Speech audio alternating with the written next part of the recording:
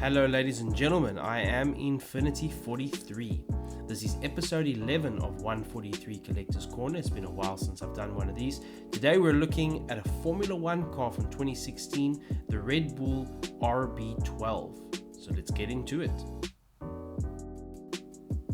Max Verstappen. I honestly can't remember the last time a driver polarized F1 fans as much as this guy does. If you follow Formula 1 on Twitter in any way, you'll know exactly what I'm talking about. Lewis Hamilton maybe polarized fans to the same extent, but his decline into polarization seemed more gradual, and it was more focused on his dominant hybrid years. For Verstappen, it's like from the get-go, people just didn't like him, or adored him. I guess it depends on your point of view.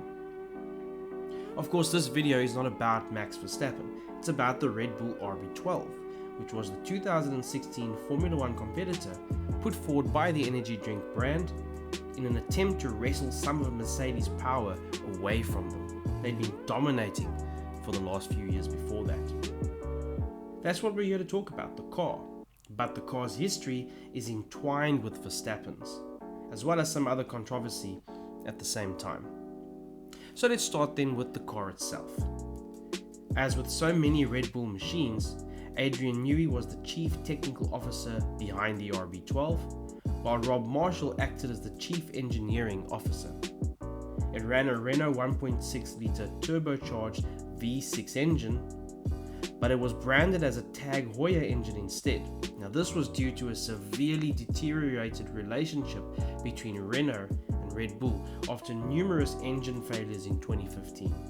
I mean, it's the same engine, but I guess it's a way of saying we don't use Renault anymore, although they still pretty much do.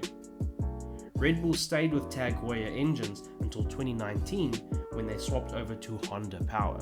And I guess it did deliver them a championship in 2021, so can't really argue with that. Now, if you are familiar with modern F1, you will know that these modern cars are sophisticated hybrids that generate power from more than just their combustion engine. The RB12 had kinetic and thermal energy recovery systems feeding power to lithium-ion batteries. These batteries could be used to boost engine power during the race, with a limited amount allowed to be used per lap. This was sort of F1's way of bringing down the engine size and the emissions, while still maintaining high power output and speed from the cars themselves. So, on to 2016 then. Red Bull started the year with Daniel Ricciardo and Daniel Kvyat, and the first two races were sort of hit and miss. Ricciardo finished 4th in Australia, setting a fastest lap along the way, but in Bahrain, while once again 4th, he was a minute behind Mercedes winner Nico Rosberg. Kvyat didn't really do much in either of these races. On to China, and the Red Bulls qualified well, with Ricciardo in 2nd and Kvyat in 6th.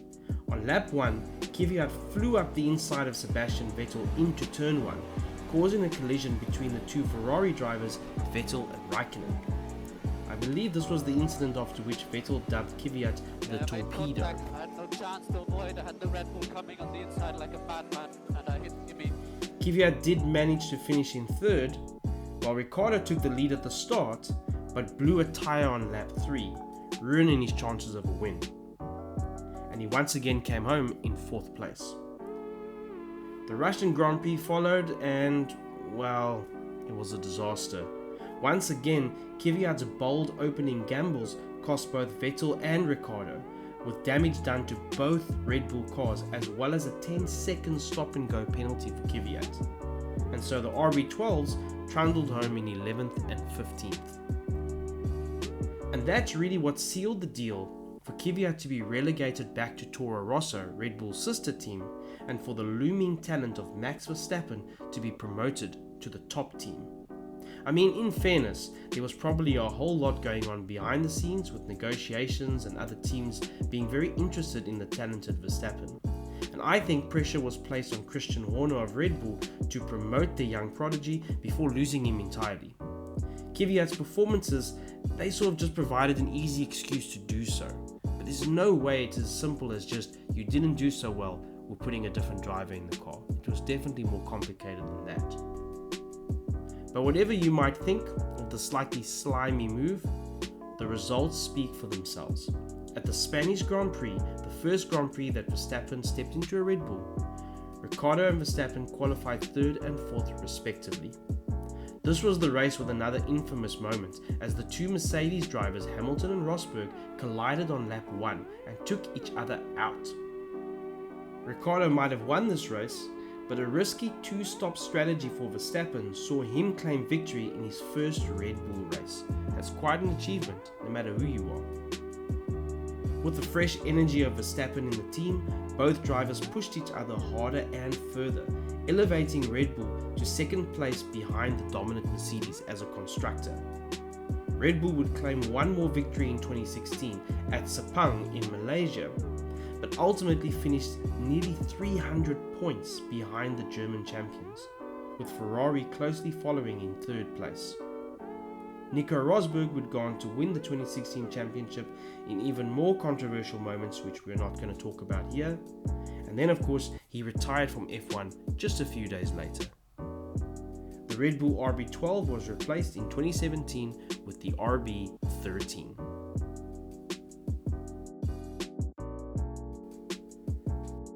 This model is part of the F1 car collection from Panini. I've reviewed a few models from this collection previously. It's fairly well known as a nice but relatively inexpensive collection of F1 cars. Presentation is generally pretty good, the display box is sturdy, the cars are well detailed and neatly put together. This one, however, is not. Now, this might be an isolated issue, maybe the one I was sent was poorly assembled, but I suspect at this price range that reproducing all the small wings and pieces of a modern F1 car does become tricky. The models in this collection that are based on older, simpler cars, they look better, and I guess it's because they're easier to manufacture. This Red Bull is one of the more complex cars in the collection, and I'm sad to say it's a pretty poor example of the RB12. I mean, look at it.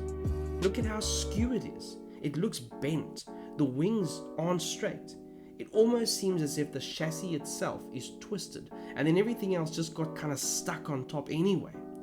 And it's such a pity because these modern F1 cars look great when they are done right. The paint job certainly isn't bad. By this time, Red Bull had already opted for the matte finish on their cars, and it is very well presented here. I can't really complain about the decals either. They are clear and they're pretty good for the price point. When you look at the model displayed in its case, then it seems perfectly fine. But no model should be sold like this. The display case is there to present the car, not to hide glaring issues in its build. The model should be able to stand on its own without casing and look the part. This one simply does not. It's a poor example, badly built, and it's a disappointment. I don't expect the highest quality from these subscription-based collections, but I do expect that they will be built properly, and if they cannot be built properly, they shouldn't be released. So what are my takeaways? Well, I would say, in its box, against all the other models around it on my display, nobody will notice anything wrong with it. In fact, friends have admired it, some have even looked at this car specifically, and they think it's great. I know that it isn't. And if you're the sort of person for whom that knowledge would be an issue, you have two choices. Either never open the display case, or spend money on a higher quality model. These ones, you never quite know what you're going to get. And sometimes, unfortunately, you get a piece of junk.